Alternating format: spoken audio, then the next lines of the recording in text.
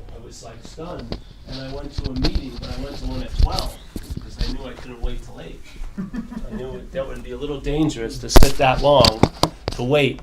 So I said, I better get to a meeting. I called up AA, and they said, there's one at 12 o'clock. And I went to, used to be at high noon at 17th and Guerrero in the city. It was a great meeting. And I went there, and I found my tribe. I found everything that I had stopped looking for years ago. I didn't even know what I needed. I had no idea. If you would call life a supermarket, I shopped at one aisle. That was it. One aisle. I had no idea that I needed a sense of belonging. I had no idea about companionship. I had no idea about esteemable acts. I had no idea about anything. I was just an automaton to survive, basically. That's really what I was. I had to ingest something constantly. And then what's amazing is, to me, if you looked at it, my life in physics, there's no way in hell it should have went the way it did. Because I had a huge momentum going down for years, right? There should have been a monstrous crash. I mean, unbelievable crash. But somehow or another, when I hit that bottom, I started going up. It was almost as if the fear was really in the telling of what it was going to be like when I hit the ground, which kept me getting loaded. Because I was free-falling, and my mind was just forecasting what it's going to be like if you ever get sober or ever are conscious again. You cannot be conscious. It'll be unbearable to be conscious. Look at all the guilt and all the fear and everything, and then suddenly, phew, I hit the bottom, and I started going up. First few meetings, I started feeling pretty good. You know what I mean? I sat in a room, and there was all transsexuals, and this meeting was an incredible meeting. A lot of addicts, and just the strange. It was like Halloween every day at this meeting. Right? I felt perfectly, because I barely had radio contact with Earth at the time. I felt really at home. These were my tribe.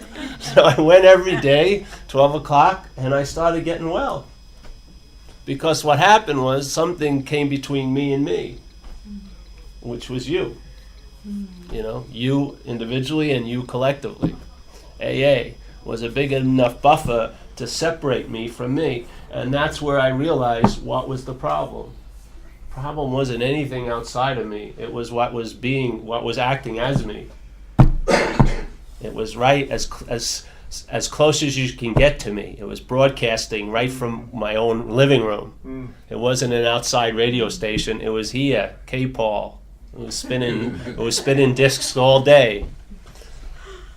A lot of data, information about how bad I was and how I'm not going to be able to be loved, or nothing's ever going to work. Might as well just get screwed. That sounded like a pretty good idea. When you listen to all that information, it sounded like a great idea. Suddenly, something broke in, like a pirate station broke into that constant stream of advertising, and I started getting a new message through AA. AA offered it to me, and it's like a thing. If you have a rash, you don't know what it is, and maybe you buy like 12 creams to put on it. Well, the one cream that works, it's a good idea to read the label and see what it was for, so that you knew what your problem was, So if I put something on it and it takes it away, and I read it says this is for eczema, then I had eczema, obviously. Well, that's sort of the way there. There was no way I was going to understand that self was what had defeated me, because I was so into self. Do you know what I mean? There was no way the reference point or the obsession with a self was going to realize it's being a reference point that's your root of your problem. There's no way it could do that. But because I started doing the program and I started getting relief, and then everyone who had gotten relief before me kept saying, what you're getting relief from, Paul, is the root of the problem. Not the police, not the judges, not your bad relationships, but you. You're getting relief from your you.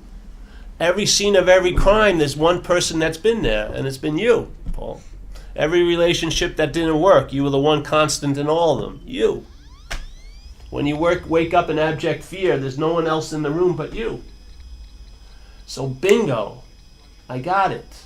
I got the primary principle of AA by realizing the primary problem, which is my obsession with self.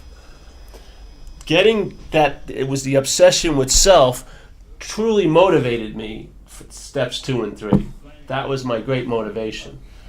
I was ready and willing to turn my will and my life over, because when I started coming to AA, I realized I had just had 2 years in a drug and alcohol program before this time. I had just been on a 10-month run, but I had been in Delancey Street from 85 to 87.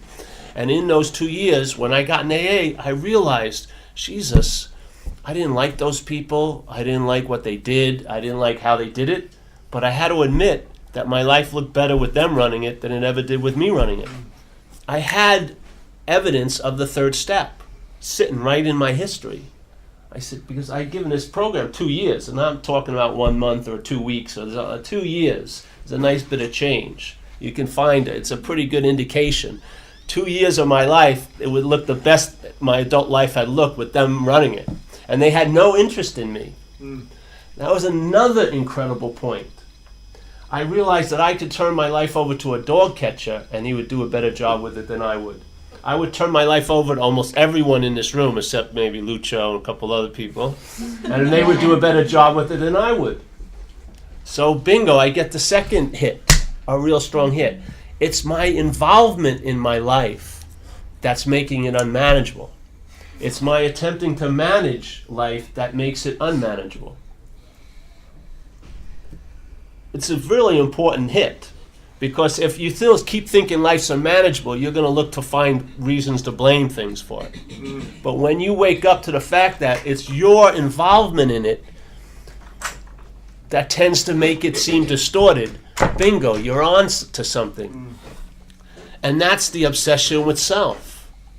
My obsession with self, whatever I turn my attention onto, distorts that thing. And let's say my attention, because I'm obsessed with self, is mostly turned on me. What's going to be the biggest distortion in my life? But my idea or ideas of myself.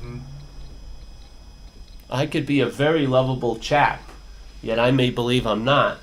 And every time life offers me an opportunity to express love or receive love, I'll say no to it. Because I'll be believing that I'm not capable of receiving love or giving love.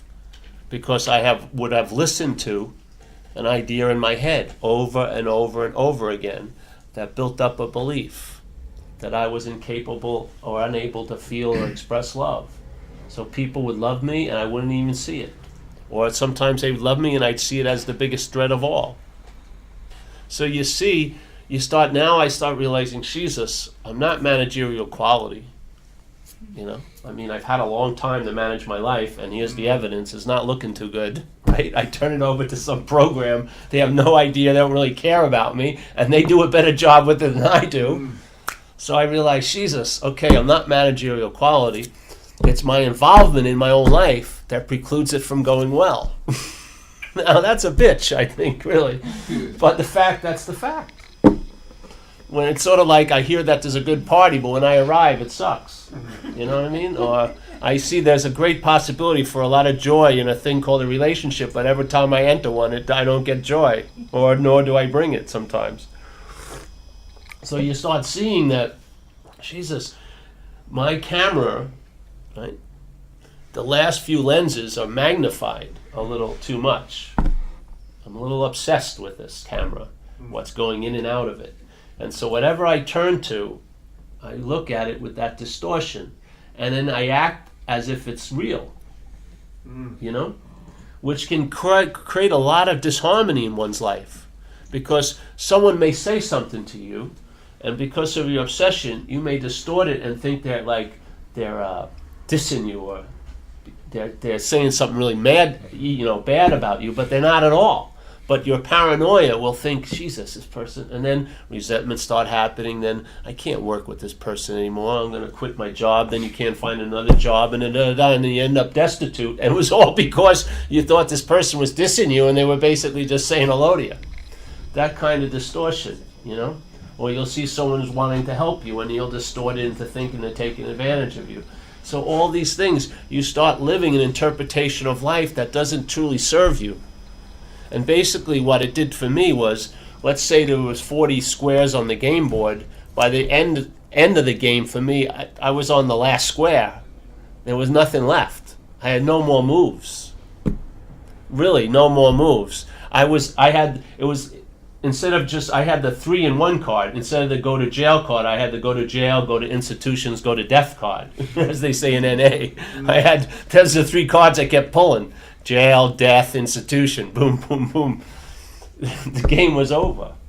Why? Because of that thing I was just saying about. I'm not managerial quality. So why is it that I'm not managerial quality? Have you ever thought of that? Why is, you probably have, actually, a lot. But why am I not managerial quality? Then it goes to one of the basic principles of AA, is that the root of our problem, and one of the primary aspects of it, is that we're powerless, right? We're powerless. What does powerless mean? Powerless means I cannot dictate an effect, basically. I may want something to happen, but it usually doesn't, right? I may really want to have a good time that night, but I'd go out and end up getting invited to 850 Bryant, which is the jail in town here, at around 12 o'clock. I'd really want to show love to that person, and yet by the time it would come out, it would be venomous and hate. There would be constantly, my life would demonstrate to me my powerlessness, but there was one rub that was not serving me, and that was what? I was unwilling to admit that I was powerless.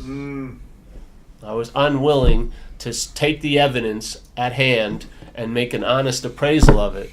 Denial kicks in, obviously. Disassociation kicks in. Rationalization, justification. All those things are ways of not admitting our powerlessness. What happens if you don't admit your powerlessness? You experience a life run on self-will, right? What does it say in the big book around the 3rd step? If you run your life on self-will, you can be convinced of one thing. What? It can hardly be a success. That's right. It's not going to be a success. Why? Because you don't have any power, to tell you the truth. How can you exert will with no power?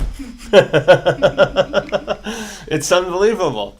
Here's your solution. It's so confusing when you think you have power, why things aren't going your way. But when you admit that it's because you have no power, then it makes perfect sense why things don't go your way, why people don't do what you want them to do, why this doesn't happen, because you cannot influence the event sufficiently to make it do something that you want. It's just that freaking simple. It's a pretty good definition of powerlessness, right? I want it to go this way, it ain't going that way. I want it to go this way, it goes this way. That's powerlessness. So what happened? To me, because who knows why, but I would think that had a lot to do with my ass getting kicked so sufficiently, I finally, when I got into AA, right, I had actually admitted my powerlessness without knowing it that day in the caravan park, but then I could actually embrace it as a principle. I could realize, Jesus, I'm powerless. If I admit my powerlessness, I found that I stay in the source of my power, which was when I admitted my powerlessness. It just so happened to coincide when I went to my first AA meeting. I was introduced, the night before I had admitted my powerlessness, I was introduced to my source of power that day by going to that first meeting. Something answered my plea, basically. I'm powerless. I admit it. And suddenly, when I finally admitted it, a source of power was shown to me, which was AA. I fit all the requirements to plug into it, right? I admitted step 1 and I entertained step 2. And I had a desire to stop drinking for sure. So I plugged into AA right here. And what happened was I now had power. Power enough not to have a drink and not to cop any drugs, which was an incredible new event. The last time I didn't do that was I had to have 300 people between me and that choice, and a president and vice president, and the threats of a lot of punishment if I did anything wrong. Call it Delancey Street. That was sufficient to keep me away from that first drink. But I'd have to be institutionalized my whole life, and you know what I mean? And knit sweaters or whatever 6 days a week. Right? But now I don't need any seeming buffer between me and me, because AA slipped in there. right? Much better fit for me. But it's enough buffer, right, to separate me from my source of powerlessness, which is me. When I'm obsessed with me and I rely on me, I am in powerlessness. I'm irritable, discontent, and dissatisfied because that's the first initial feeling you have when you're powerless and you want to have power. You get irritable, discontent, and you're pissed off, aren't you? Like if I'm in a situation, let's say in a relationship, and I want this woman to stay and she's wanting to go, I'm usually irritable, discontent, and dissatisfied because I'm fucking pissed, I'm powerless. I want her to do what I want her to do. Well, guess what? That's what that's what alcoholism is. It's the state of being powerless, but thinking you want to have power. Your own. You're going to be irritable, discontent, and dissatisfied. That's the nature of the disease, yeah. I just want to back you up with my experience. I mean, I think that's the best thing that's happened to me in 34 years, was complete defeat. And the more that I can get in touch with that, the more good stuff happens, you know. Yeah, I do know. In the last, say 6 months, you know, last night I shared for the first time. And I was just fucking honest, you know, and it was amazing what an amazing boost it was, you know, after I was done. And there was a couple of newcomers that got something out of it, you know, it was awesome. That's it. See, it's like finally you open up your gate to the desert and then AA washes in. And where you were dying, you start getting nourished. Where you were undernourished, you get nurtured. It's just the way this whole thing happens. But it's really, to me, it depends on that admittance of my powerlessness to get the full hit of AA.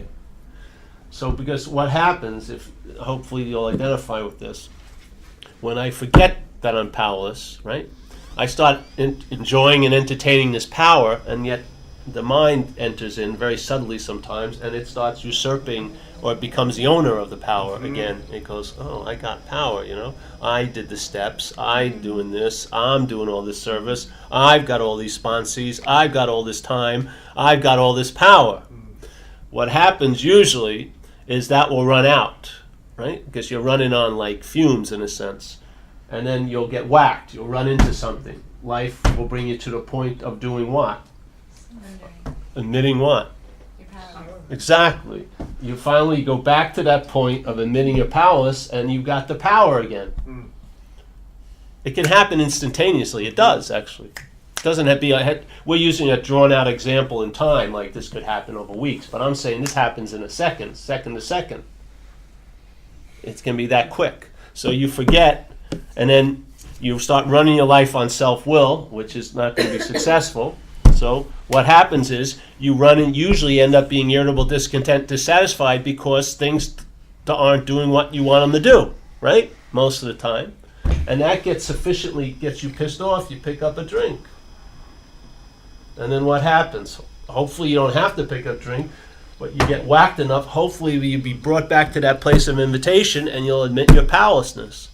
And then you'll go through this process, but maybe you'll forget again, and you always end up in surrender. Hopefully you do, if you stay in the program. Well, you can leave the program, but you'll probably be brought to this point of surrender.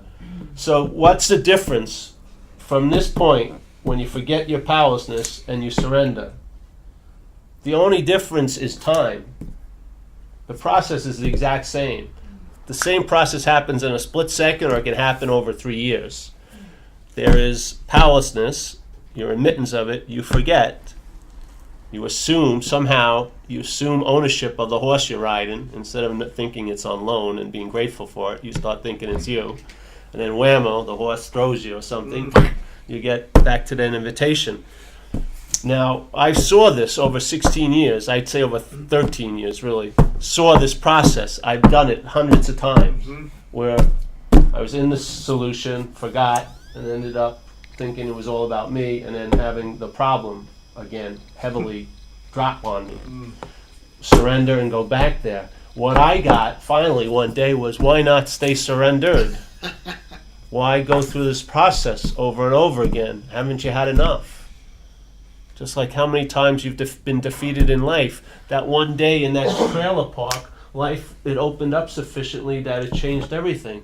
why not entertain that fact it can happen, or it has happened already, and just stay surrendered. Just really go over your life by doing the steps, and after you've done the steps, do them again, and then go over your own investigation, your own experience, and see, are you convinced that any life run on self-will can hardly be a success? Or are you still having trouble thinking, oh, I get that concept of any life, but that has nothing to do with my life? Because that's how the disassociation of the alcoholic works. We read the book as if it's a novel, like it's about every other alcoholic, but this is a special alcoholic, so they can't possibly be talking about my life, are they? No. But any life, I see any of your lives for sure. But my life, no. No, you get it, it's your life also. Any life run on self-will will not be successful. Any life. Self-will obviously is the idea that you have power, isn't it? When you exert self-will, it's based on the assumption you have power. Yes or no? Yes. Yeah. So when you become convinced any life run on self will not be successful, when you become convinced that self is what has defeated you, when you have become convinced of these things, that no human power is going to relieve you of this alcoholism, right? Convinced means to believe with certainty. When you're convinced, that can be a done deal. You now live in the solution. You don't live in the problem and keep referring to the problem and then have experience as a solution. There's a shift happens. You actually start having emotional sobriety, which in my experience, emotional sobriety is situations outside don't affect me, my sobriety affects them. That's what happened to me. Do you know what I mean? When I bring my sobriety into a situation, it can change that situation. My sobriety is not changed by situations anymore. You know? It's not affected by a situation. It affects situations. To me, that's emotional sobriety. It's stabilized. In other words, it's not precarious. It's not like shaking all the time. It's because it's not on a strong foundation. It's on a very strong foundation. I have been convinced of each step that builds this foundation. Each step, I'm convinced of it. I'm convinced now that there is no need for me to surrender because I'm surrendered. The only thing that can make me feel like I'm not surrendered is a thought. The mind can say, Paul, I was just talking with the guys outside. What happens, I notice, is subtly you believe, you don't even know it, it's not even registered in the head that you're not okay. Then you get this urge about, I've got to do something to become okay. Why would you have to do something to become okay unless you felt you weren't okay? You wouldn't have the second. You know what I mean? The first thing goes unnoticed in most of us. We're starting to feel a little weird, and immediately we get on like a bicycle machine for 3 hours, which is good, it gets healthy. But what motivated you there was that you thought something's wrong with you. And no matter how many exercises you do in your life, it will never erase that belief that something's wrong with you. Never. It actually reaffirms it in a weird way. Because here's the feeling, something's wrong with me, and then you do 4 hours of exercises to counteract that, you better believe you believe that there's something wrong with you. I did that for 10 years in meditation. I would meditate an hour and a half in the morning before I went out because I felt I wasn't okay. That's how I had to become okay, was to do 2 hours of meditation. So in a sense, the meditation, which is a beautiful act, was being used by my head to reaffirm an old idea that I'm not okay. Just like everything, just like terrible things I used to do affirmed it. Then I started doing good things. They still affirmed it. You know, I had this thing the other day, do a workshop at my house. I actually got up at 10:30. I had no idea I was supposed to, and suddenly people came in. I don't have to say, we'll start in an hour. I got to go in the room. I got to become prepared to be, no. You're always there. There's nothing you need to do to be what you are. You just don't think you are what you are, so there's tons of things to do. That's the real point. You want to save time? That's the best way to save time. There's nothing to do. There isn't. Just stop. Stop. And then watch. Do I start up again based on a story, an old idea, or do I start up in the possibility of this infinite moment? Which one? You'll know very quickly. You will definitely know if you start practicing it. Just stop first, because you're never gonna The only thing you're going to jump on from this horse, if it's still running, is another horse. That's all. You just hop onto another concept, another idea. Just stop first to see what it is really like to be stopped. There's no history. I'm not a bad guy, nor am I a good guy. I'm not this, nor am I that. I'm not suffering from too many years and not enough days. None of that's happening. It just the possibility is, you can feel it. The room already changed. The energy, it just stops. It becomes still. Still becomes really loud and becomes really apparent. That's what happens when you stop. What seems to be unknown, it's like like the fish in the water. It sees everything in the water but the water itself.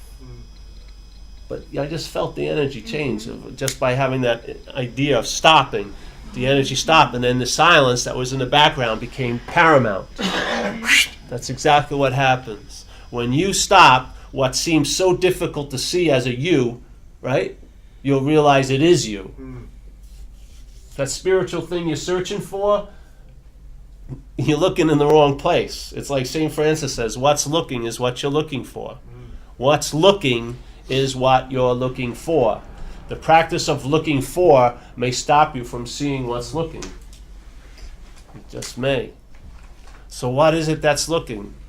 Well, it's me. Well, let's see how strong that me is. Is there really a me there? Where is it? When I close my eyes, do I see a me, Paul, like wedged between some bone and some gray matter? There's a little holographic image of Paul, and there he is. No, all I feel is space. That's all I feel. I feel that the spiritual validity is constantly rubbing you all day. We just misname it. We just think it's something else. We call it Paul really fast and go ahead and get into Paul's business without honoring what it is. It's to the mind, to Paul, it seems like nothing. And so he'll advertise to you that it's nothing. You'll be nothing if you go there, Paul. You'll be total boredom, eternal boredom. It's worthless. You'll lose everything that you value so much. All this stuff. No, all that's in advertising. Go into the nothingness, and you'll come out something. You know, it's like this thing. Our whole life, I lived a life based on a mathematical system, and that mathematical system was based on the primary number 1. I'm obsessed with myself. That was my mathematical number, was 1. Right? So all my equations, all my theorems was based on that reference point. And none of it ever really added up. And I would never question that primary number. I would question all the other numbers and the multiplication and the additions and subtractions and the division signs. But I never would question the primary number. But my whole mathematical system just didn't make sense, and it surely didn't make sense to the authorities, of the society I live in, and other people that had power over me, who could tell me where I was going to spend time for months and months and things like that. Then I came in AA, and they told me, someone finally pointed out to me. They said, Paul, you're obsessed with the self. That's your primary number, and that's why all your mathematical equations don't work. Because that number's wrong. So what do I have to do? Well, let's see if I can replace it with the primary principle, one of the other primary principles, AA, which is anonymity. Anonymity is sort of like the 0, right? It's like the 0. So I place the 0, and I make that 0 the primary number. And now my mathematical equations start making sense. They start adding up. They start compounding themselves. The theorem starts actually creating a reality. I seem to have I'm on the right track now. I just had to lose interest in the primary number 1 and gain interest in the 0. Because in that 0, it's nothing, but it has the potential to be everything. As a primary number 1, all you're going to be is that number, and you're going to defend it. You're going to make other numbers seem less than or more than. It's going to give a lot of meaning to everything else, but the 0 has the possibility of being everything because it's nothing. And I mean it. I sincerely mean it. To me, that's the beauty of AA. The AA is, we have come here after living a life of mathematics of the primary number 1. We've admitted our defeat. Let that number one be transferred or transformed into the zero of anonymity. Get into commitments, help other people, all these things. That what it does is it weakens the hold of that primary number one, and then you go back into the zero. And then anything can be built out of that. Of myself, I'm nothing. Yeah. The Father doeth the works. And nothing's a great thing, to be nothing. It really is. There's nothing to protect or defend or promote. There's so much relaxation in being nothing. You can't know it as a primary number one. The primary number one, your whole life is going to be heavy. Constantly heavy. Like in Australian AA, we have a nice statement that says, how you're traveling. You're traveling light. That's like being the number zero. That's how you travel light through life. When you're a primary number one, you'll never know what it's like. You're constantly carrying a big thing of luggage. All your old ideas about this number one, you. All of that. Every moment, you're going to have to make room to bring that big luggage in. So you meet someone you may like, but what they're meeting is all your old ideas of yourself. How can they ever like me? Wait till they find out I'm a fraud, all this and all that. It's all the time. So I had enough of it. That's what happened. I didn't even know it until I came in AA, until I was offered the solution, and they told me I could entertain the possibility that I could have enough of it. That actually being sick and tired wasn't the motivation to get another drink. It was the starting point to having that number one turn into the zero number. I'm sick and tired of being this number one. Tired of it. I'm not managerial quality. All the other numbers are kicking my ass. I'm freaking want to give up. Okay? Anonymity, the spiritual principle of our whole program. Losing that one into the zero. Losing the you into the we. Like it says the first step, it says we admitted. Losing the you, that primary number, into the we, which is the collective, the zero. It's incredible. I mean, to me, I am so grateful for what's happened to me over the years. And I haven't done anything. It's like I've come here for over 13 years on Mondays. It's like this was my first Monday. It's never been an effort. You never even think about it. I just show up and do this thing. And then I have been blessed beyond unbelievable compensation for being a zero. When I always thought I wasn't getting what I had this huge sense of entitlement as a one. I really didn't think I was getting everything I was supposed to be getting. Now when I'm not looking to get anything, I get everything. It's a trippy way it works. But you won't know it unless you try it. It's like that thing. A higher power can catch you, but you won't know it unless you fall. Man, you got to give it a shot. You got to give it a shot. So maybe Friday night you're at a meeting and they go, secretary is open. And then the first thought is, Jesus, that would be 6 months of Friday nights off my agenda list. I can't do that. I won't meet my fairy princess. I won't be all those important dates I don't have yet, but I know I will. If I got to keep that slot open every day. I go, I'll be secretary. Bammo. You've now broken the fixation with the one, and you've entered the zero. Anything can happen. I remember I first did that my first year in AA or second year. I took a commitment Saturday night or Friday night at the Fort Mason. It was the best 6 months of Friday nights I ever had. Incredible. Best. And this has happened so many times in AA that I become convinced.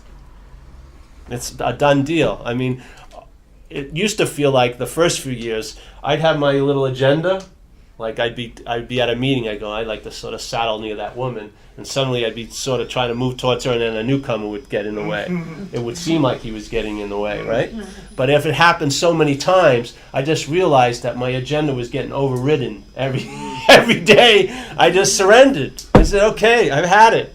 I'm not, 13 years of doing this. There's been so many beautiful women at this meeting over the years, and then some people going, Paul, what does it mean? I'm talking to them, the women, all my little dreams are walking out the door, never to be seen again. Paul, can you give me your number or whatever? Oh, and then after I just said, and then you just let that boat go. You just cut the line and let it sail away into the sunset. Because you know what? The what I'm really getting nourished and nurtured by is what's right in front of me. And I'll tell you, what I've learned is I can't wait for that special something, be it a job or a country to live in or a surf day or a woman or whatever. I can't wait to embrace that in the future. I've got to embrace what is now. This is my opportunity every day to start giving up my preferences about what's been on offer for me today and freaking be humble and grateful and have anonymity about what I'm receiving, because it's freaking awesome. It's freaking awesome. And in that, that's the way of going into that zero again. You know what I mean? How am I? It's so insane for me to say no to what's on offer this very moment. It would be insanity for me. Just to constantly say, oh, that's not enough. You know, or it's got to be a little different. No, I'm quite pleased just the way it is. And it's incredible, because what you get is a contentment you'll never get out of having preferences. You never, no matter if you get every one of your preferences, you'll probably end up getting pissed that you got every one of your preferences. You will. Because what I notice is the mind, my alcoholic mind, is here is never enough. There's always a there. When I finally get to there, it turns into a here. Then that here becomes not enough, and then I look for a there. Get to that there, it's a here. And I've done this leapfrogging. How many ponds are you going to leapfrog through? I mean, you got to get it. This alcoholic mind will definitely reveal its nature to you. It will constantly tell you how it is, how it interprets, how it makes up a world for you. It's on offer all the time. It's when you're not fascinated with it, you'll see it. When you're fascinated with it, that's the denial. That's the trance. Then you can't tell what's happening. But when you lose your fascination, you'll see the making of Paul's world all day. And you can decline that invitation and stay in God's world. You know? I wanted to be a star of my little B movie. And they turn into all prison melodramas and hospital melodramas and, Days of Our Lives melodramas. I had enough. Now, just a cameo appearance in this giant epic is beautiful. It's incredible for me. I'm so freaking happy. And the happiness I have by not wanting that happiness is more than that happiness would have ever been. By me surrendering, by me turning my will and my life over, the will and life that was used to destroy me, when turned over, brings me everything I had been looking for, but very rarely in the packages I was looking for it in. Mm-hmm. So it's like a surprise, And one of the things I need to give up is having an idea of how it's supposed to be. Because life, and I think God is quite ironic. He's got a quite good sense of humor. He's never going to bring it. It's never going to happen the way you think it's going to happen. And that's the good news. It's just going to happen. So, what else do you want to talk about? Yep. I'm going to back you up again.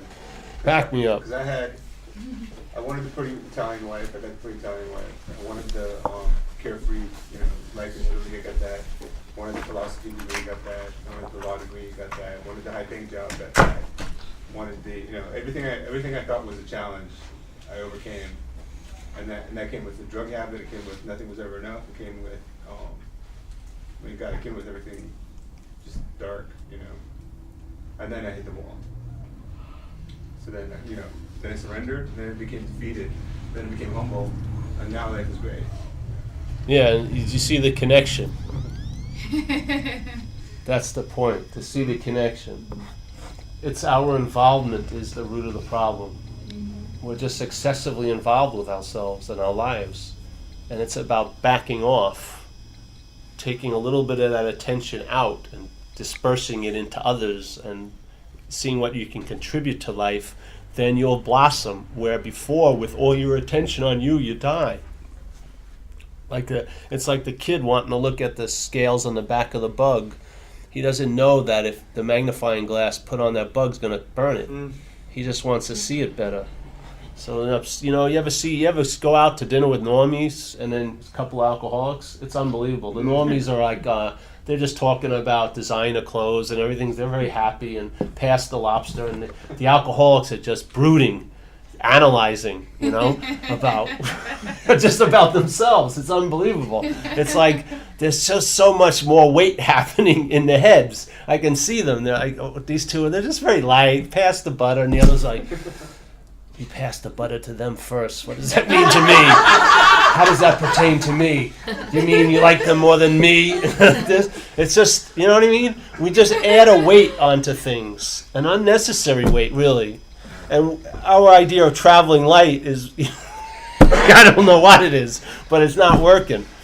So when you realize that, that's the root of the problem. It's your involvement. So what do? How can you get involved with getting out of your involvement? You can't. That's the surrender. See, if I go, Jesus, I'm too involved in myself, and I start talking to everyone about how involved I am with myself, what is that but involvement with myself? There's no way out. You can't win in the reference point. I like to use that word, because that's what it is. We're stuck, seemingly, in this reference point. And everything that's coming out of us and going into us is defined by the reference point. And we don't know it. We don't know it. We're thinking we're having free, objective thoughts. They're all conditioned by the reference point. Yep. Do you have any suggestions to people that are new to this, leaving the one and becoming the zero? Practical things that they can do or not do during the day to... Yeah, I'd say get commitments for meetings. I remember my first year I had 3 a week. That was working. I'd have to make sure you have a network of people in the program that you can drop a call on at any time. I didn't mean people that are new to sobriety. People that are new to the idea that they're not managerial quality. Because well, what can they do? Or not do. Yeah, I would say not do. Yeah, just surrender. Sit with that. If anything that was said here seems to have hit, let it really hit. Don't dismiss it. Just let it sink in, because there's different levels. It's got to get to your gut, from your head to your heart. I don't think it's got to stop there. It's got to go to your gut, really, because this is where the convincing is. The heart will take you out just as the mind will take you out. But the heart connected here is nice, good, and then get into the gut and know, be convinced, so that you start unwavering. You don't keep wasting time in the process of surrender. You stay surrendered, and the choice is right every moment, and right this moment. What are you entertaining? Are you entertaining your thoughts, or are you entertaining the thing that's prior to your thoughts? The thing that's prior to your thoughts is you, by the way. When you entertain the thoughts, what you do is you dismiss what you are, and you become an interpretation of your mind. Like a funhouse mirror. Yeah, the mind tells you, through 70,000 thoughts a day, it tells you who you are. And if you believe that, then you live an interpretation. The mind actually lives your life for you. And the only way mind can live is an interpretation. Because it can't live now. The ego has to live in time. It has to have time to appear, because right here and now, it's not truly necessary. Would be more like an emblem on your uniform, saying, "Hi, my name is Paul." That would be the extent of my egoic mind, or doing a job. But with time, it can start thinking about itself, the product it's made, and which it does, doesn't it? I mean, look at what people do with a future. They usually fill it up with a huge amount of anxiety generated by thought, obviously. That's what the ego does. It makes itself a figure in time. But all the while, it's using your energy to do that. Where the decision or where the deal is consummated is you're being fascinated with your thoughts. That's where the deal's consummated. The mind goes, Paul, you're a loser. I'm fascinated with that idea. I become a loser for all extents and purposes. What I am becomes this action figure who's a loser. And then you watch what he does in life thinking it's a loser. It's amazing. It's all happening all the time. To me, becoming aware of that and not buying the advertising and sitting in, it starts out to be uncomfortable because it's habitual to become a somebody all day. But when you're not, it's uncomfortable for a little while, but the joy that comes after it, if you stay with it, is immense. How about victimhood? Like, it seems like there's like that justified anger, like, oh, I was abused. So, Yeah, it's another story. Doesn't mean stories here have relevance here, right? Yes. Yeah. It's like Jesus says, you're in the world, but you're not of the world. So being in the world, or seemingly in the world, there's consequences. There's things, I have a history. My conditioning when I was a kid sort of tends to make my conditioning choose to go this way. Then you go that way. But absolutely, you're of the fourth dimension. What you are is not of this world. You're in it, but not of it. I love that statement by Jesus. That's how I take it to mean, you're in this world, but you're not of this world. That's a huge distinction to have. And that's a spiritual awakening. A spiritual awakening is you wake up to what of the ofness you are. And then you allow, by surrendering your will and life, and surrendering the primary number one, you surrender the inness to that ofness. Let the ofness move into the inness, because you're the threshold. You're not of it, but you're in this world. So the ofness can come into the world through you. So you become an expression. You start looking at what you can contribute to life, which is what the ofness would do. Coming into it, it would look at what it could contribute. When you're in it, you're looking at what you can get out of it. See? It's a total different movement of energy. When of the ofness, it comes through you. And actually what happens is, to tell you the truth, after a while, let's say you think you're the hose and then this water is coming through. So let's say the water is the fourth dimension, right? And the hose goes into the third dimension, which is the in. I'm in this world. So after a while, you're thinking this water's coming through this hose, but then you'll realize there isn't a hose. It's just the water. There's no hose. It's just the water. Water's just coming through, and it's entering into this third dimension. That's what it does, and it's incredible because look at what it chooses. Sometimes it chooses the worst characters in the world, down and out alcoholics, to become the vehicle for it to come into the third dimension. I mean, you got to get the humor out of it. It doesn't pick all the priests and the saints and the goodly people. It takes some of the biggest rats in the world, alcoholic and drug addicts, and then it uses them to start expressing itself through. And the benefit with the vehicle is that it seems like you have a resurrection. Here I am, a down and out junkie alcoholic, starting to be institutionalized, and suddenly I'm a free man. What happened? Guess what? That's what happened. The fourth dimension overrode the third dimension. Said, I'm surrendering. I'm coming through him. I'm coming through her. So seemingly, you get the benefit. If there's, I don't want to go into the idea of being a you or not, but this will get benefited by that thing happening. And I love it. It doesn't, sometimes it picks good people too, but usually it takes a lot of us. And, these people who are rats now become very altruistic and helping others, and they have wisdom and serenity and contentment that you can maybe find in a couple acres in the Himalayas if you're lucky. When you start finding it all around the world in Alcoholics Anonymous rooms. I mean, that's hilarious, don't you think? So if it can do that, what else can it do? Everything. Just surrender. Why not? I mean, what you really want, if you admit that you're not possibly going to be able to get it, and if you did, you probably wouldn't be able to entertain it because you'd probably destroy it. When you realize that, you let go, you're going to get more than you ever thought by not wanting it. If I think I'm the hose, I think I can own it because I can own a hose, but I can't own the water. No. So it's scary thinking, oh, I'm the water, because then I can't own it, cage it, or control it. That's right. All you can do is submit to it, which is the best news. That's what it says, abandon yourself. Abandon is a good adjective, right? Or whatever. It's a strong word, abandon. It's not saying, oh, just ho-hum, let yourself go to that side. No, abandon yourself to it.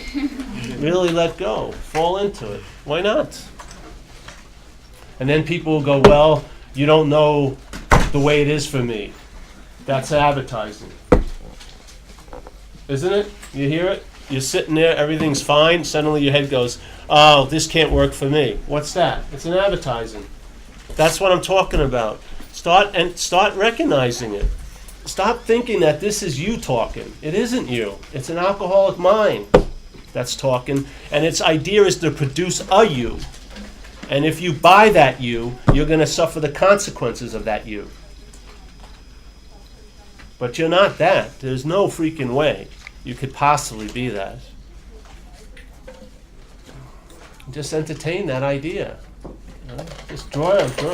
Put your foot down finally. Okay. Do I want to go through 800 more surrenders again just to be convinced of something I can be convinced of right now? I'm powerless. All right. Let's get on with living sober. Let's get on with expressing recovery. That's the attraction in AA. Someone who's got recovery, who's alive. It has nothing to do with the amount of time that you have in AA. So that's it, eh? Yeah.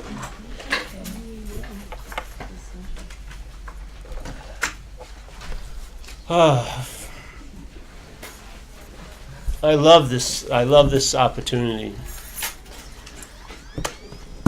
I think we love it too. Because you need to entertain it, I'm telling you. You've got to entertain this idea. I've seen a lot of people over the years, and maybe it's just me, who knows, hopefully they're finding it somewhere else, but I see them entertain it on an intellectual level, but then they don't fall in it, and then they think they know it, which makes them no more investigations necessary. That's the saddest thing to see, because they don't have a fucking flying idea what it is, really, inside. It's not happening. They're just starting to entertain it, and then they think they know it, and it's not the case. And so if you get a little yearning for this, go for it. Find it out.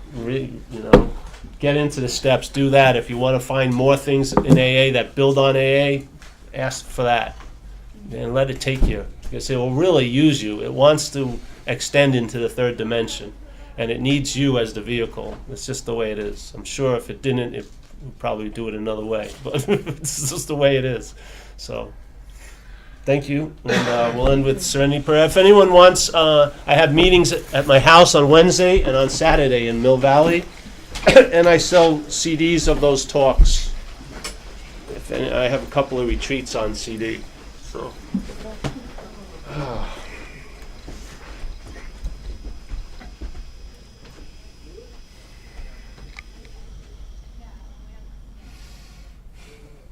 So the we version of Serenity Prayer.